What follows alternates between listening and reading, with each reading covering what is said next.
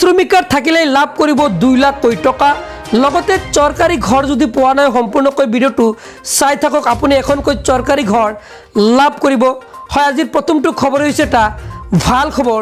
যিসকলৰ ই শ্ৰমিক কাৰ্ড আছে, ই শ্ৰমিক কাৰ্ডত পঞ্জীয়ন কৰা শ্ৰমিকৰ বাবে ডাঙৰ ঘোষণা কৰিছে। দুৰ্ঘটনাত মৃত্যু হোৱা আৰু অংগক্ষতক শ্ৰমিকলৈ আৰ্থিক সাহায্য। দুৰ্ঘটনাত মৃত্যু হোৱা শ্ৰমিকৰ পৰিয়াললৈ 2 লাখ টকাৰ আৰ্থিক সাহায্য প্ৰদান কৰিব।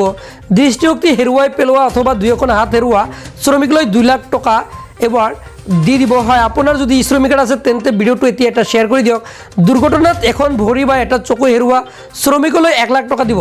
শ্ৰম কল্যাণ বিভাগৰ তৰফৰ পৰা কৰা হৈছে এই ঘোষণা। শ্ৰম কল্যাণ বিভাগে কিন্তু এই ঘোষণাটো কৰিছে যাতে সকলোৱে এই শ্ৰমিকসকলৰ যি পঞ্জীয়ন কৰিছে তেওঁলোকে যাতে ইয়াৰ সুবিধা ল'ব পাৰে। পৰৱৰ্তী খবৰ, বিনামূলীয়া চৰকাৰী ঘৰৰ বাবে সাজু কৰক নথিপত্ৰ। যদি চৰকাৰী ঘৰ লাভ কৰা নাই, কৰক আবেদন। ঘৰত কোনো চৰকাৰী চাকৰিয়াল নথকা দৰিদ্ৰ পৰিয়ালে লাভ কৰিব এখনকৈ ঘৰ। ঘৰ নোপোৱা লাখ লাখ লোকৰ বাবে চৰকাৰে মুকলি কৰিলে ফোন নম্বৰ।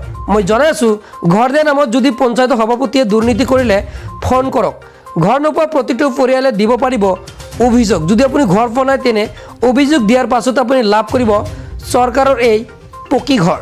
বৰপেটাৰ বাবে নাম্বাৰ 9435481490 নম্বৰ মুকলি কৰিছে। ধুবুৰীবাসীৰ বাবে 9435324338। গোৱালপাৰাৰ বাবে 7002643245।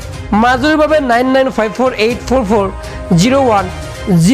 নলবাৰীৰ বাবে 995743403454। তিনিচুকীয়াৰ বাবে 8135846727। মৰিগাঁৱৰ বাবে 9435082107। কামৰূপৰ বাবে 9435087980। লখিমপুৰৰ বাবে 6000276748। ডিমা হাছাওৰ বাবে 9101163526। দক্ষিণ হালমাৰৰ বাবে 9957242309 নম্বৰ মুকলি কৰিছে। দৰঙৰ বাবে 9954031718 নম্বৰ মুকলি।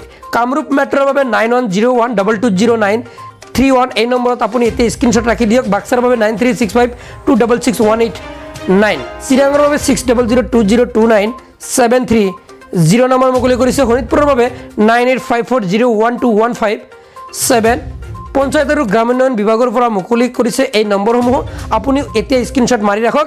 চৰকাৰী পকী ঘৰৰ বাবে ৰাজ্যজুৰিত আৰম্ভ হৈছে এই আবেদন প্ৰক্ৰিয়া। যদি ঘৰ লাভ কৰিব বিচাৰিছে সংগ্ৰহ কৰক আবেদন প্ৰপত্ৰ। জিলাই জিলাই চৰকাৰী ঘৰৰ প্ৰপত্ৰ বিতৰণ আৰম্ভ কৰিছে। বেংক একাউণ্টত পোনপটীয়াকৈ আবেদন কৰিলে লাভ কৰিব 1,30,000 টকা। নতুনকৈ 3 কোটি লোকে লাভ কৰিব চৰকাৰৰ এই পকী ঘৰ। ঘৰৰ লগতে লাভ কৰিব শৌচালয় আৰু বিজুলী সেৱা। হয়, আপুনি ঘৰ যদি পোৱা নাই তেন্তে চৰকাৰী ঘৰ লাভ কৰিলেই লাভ কৰিব উজ্জ্বলা আঁচনিৰ সুবিধা। 3 পৃষ্ঠা জোৰা আবেদন পত্ৰ পূৰণ কৰি জমা দিয়ক পঞ্চায়তৰ কাৰ্যালয়ত।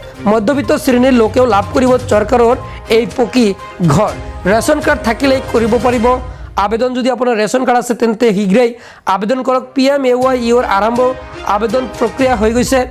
ঘৰে ঘৰে গৈ চৰকাৰী কৰ্মচাৰীয়ে পূৰণ কৰি দিব আপোনাৰ আবেদন পত্ৰ।